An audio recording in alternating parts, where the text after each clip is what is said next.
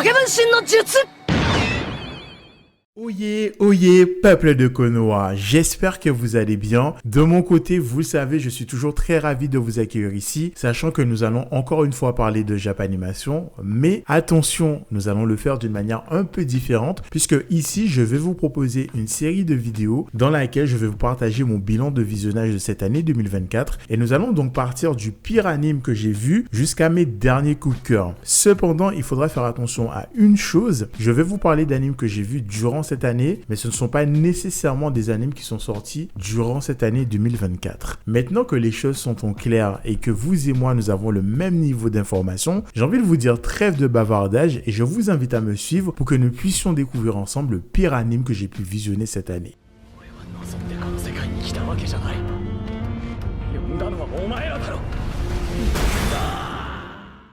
Alors, l'anime dont j'ai envie de vous parler aujourd'hui n'est autre que Shield Hero, un isekai dans lequel nous allons suivre Naofumi, qui est le protagoniste de notre histoire, et ce dernier va être invoqué dans un monde fantastique médiéval accompagné de 3 autres personnes comme étant les 4 héros légendaires que ce monde attendait. Il faut savoir aussi que chacun d'entre eux, dont Naofumi, vont recevoir une arme légendaire qui va s'accompagner de leur titre. Donc les 3 autres vont recevoir l'épée, la lance et l'arc, et Naofumi va se retrouver avec l'arme étant considérée comme la plus faible, à savoir le bouclier. Mais si ce n'était que ça, chacun de ces héros en fait représente quelque chose dans cet univers, et malheureusement pour Naofumi, celui au bouclier représente quelque chose qui est détesté et méprisé non seulement par le roi mais aussi par le peuple. Mais ça, on ne sait pas encore pourquoi. Et donc quand il va falloir constituer les équipes pour que chacun parte à l'aventure et faire le nécessaire pour battre les méchants et les vagues d'ennemis, Naofumi ne va trouver personne qui va vouloir l'accompagner, puisque étant porteur du bouclier,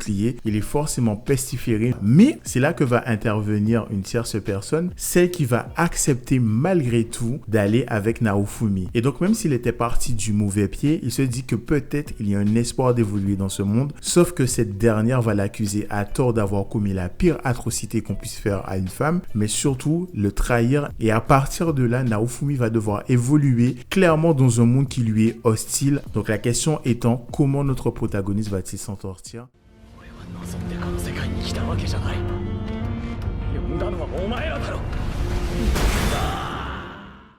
Alors, dans cette partie de la vidéo, il y a plusieurs points que j'aimerais aborder avec vous, et ces derniers seront découpés de la manière suivante. Ils auront donc un aspect positif et un aspect négatif. Et pour le coup, j'aimerais commencer par vous parler de Naofumi, qui est un archétype de personnage que je trouve intéressant. Pourquoi je vous dis cela? Puisque très souvent dans les isekai et par coutume, lorsque notre protagoniste arrive dans un nouveau monde, celui-ci est attendu comme le messie et laissant ses pouvoirs changer la donne. Or, dans le cas de Naofumi, celui-ci n'est clairement pas désiré, il est considéré comme un paria et comme un pestiféré, il ne comprend même pas pourquoi, et d'ailleurs au même titre que lui, nous sommes dans l'incompréhension. Personne ne veut se joindre à lui pour se lancer dans cette nouvelle aventure, jusqu'à ce qu'il fasse la rencontre de Mine, qui semble ne rien avoir à faire de sa réputation. Malheureusement, celle-ci va le trahir. À partir de cet instant, Naofumi va se dire, mais attends, foutu pour foutu, je vais pas essayer de regagner une confiance d'ailleurs dont je ne sais même pas comment je l'ai perdue, et en plus les gars me considèrent comme un joueur de GTA ayant atteint les 5 étoiles, donc pas de problème. Je vais me comporter comme tel et la seule chose que je ferai, c'est le minimum syndical vis-à-vis des vagues pour pouvoir rentrer chez moi.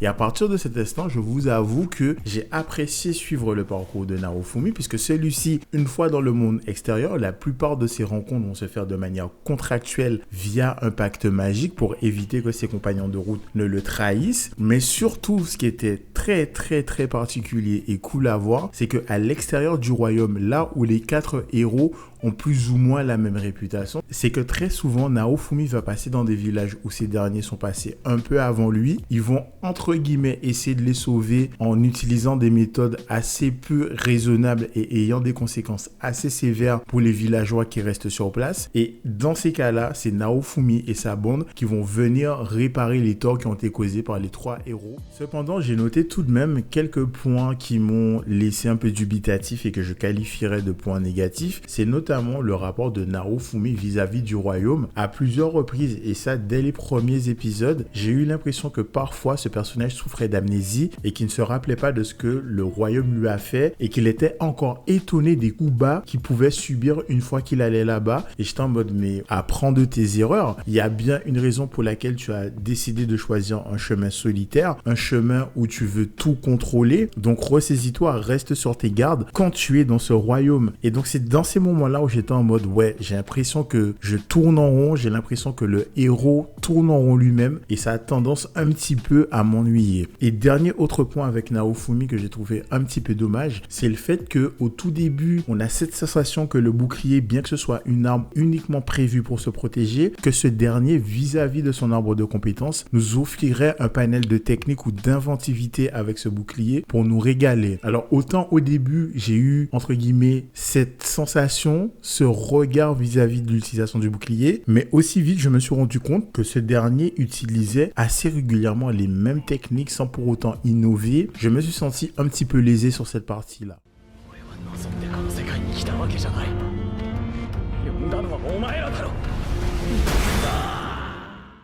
Nous allons donc poursuivre cette vidéo avec le prochain point que j'ai trouvé particulièrement intéressant, tout du moins en surface, à savoir le sujet du matriarcat, puisque en effet, notre quatuor de héros va évoluer dans une capitale royale qui est dirigée par une reine. Et à partir de cet instant précis, je me suis dit la chose suivante. Là, on a un anime qui va potentiellement nous proposer un héros et un scénario qui sortent des sentiers battus, et en plus de cela, va se permettre de nous proposer une géopolitique qui va suivre ce même chemin inhabituel. Le problème étant, c'est que cette fameuse reine qui dirige ce royaume, elle est quasiment absente tout le long de l'animé. Ensuite, on a son royaume qui est régenté par un homme, et la première figure féminine que nous découvrons est le personnage de Main, qui agit de manière ruse et fourbe. Et donc, je me suis dit, mais attends, le schéma que tu me présentes pour ton royaume matriarcal ressemble sensiblement à un schéma patriarcal. Je me serais attendu à des figures féminines qui se démarquent ou qui se dénotent d'une manière un peu moins traditionnelle, si je peux me permettre l'expression. À aucun moment, j'ai eu la sensation que les personnages féminins qui nous sont présentés ici étaient de vraies figures au sein de leur propre œuvre. Et je dirais que la chose s'empire, notamment avec les personnages féminins qui entourent Narufumi, parce que là, on est clairement dans le traditionnalisme pur de la Japanimation dans les isekai, avec un gars qui a son propre harem, et chacune de ces filles ou de ces jeunes femmes qui vont rencontrer Narufumi vont s'émanciper, mûrir, grandir, devenir forte. Et j'ai eu du mal à me dire que là, ce qu'on me présente, c'est le sujet du matriarcat dans un isekai.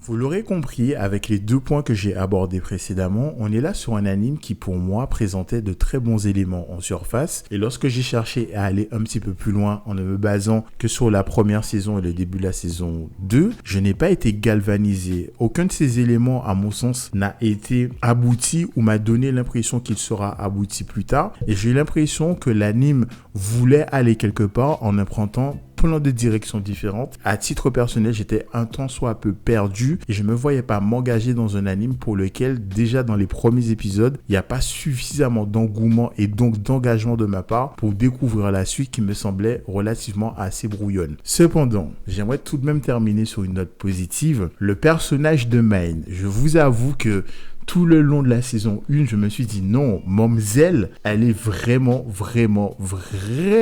embêtante. Il faudrait vraiment qu'il se passe quelque chose et qu'elle comprenne que on ne veut plus d'elle dans la série. Et j'avoue que ce mini engagement, il était plutôt cool. Et surtout, lorsqu'elle a subi son humiliation, puis sa punition, je me suis dit ah, enfin, vraiment, ça fait extrêmement plaisir. Donc voilà, c'est à peu près tout ce que je pouvais vous dire sur l'anime que j'ai pas du tout kiffé cette année. Je vous laisse me dire qu'est-ce que vous en avez pensé en commentaire. Est-ce que vous faites partie de ceux qui aiment et apprécient cet anime ou vous êtes plutôt de mon côté en vous disant que ce n'est pas fait pour vous? En attendant que cela se fasse, bien évidemment, je vous souhaite une très belle et longue vie.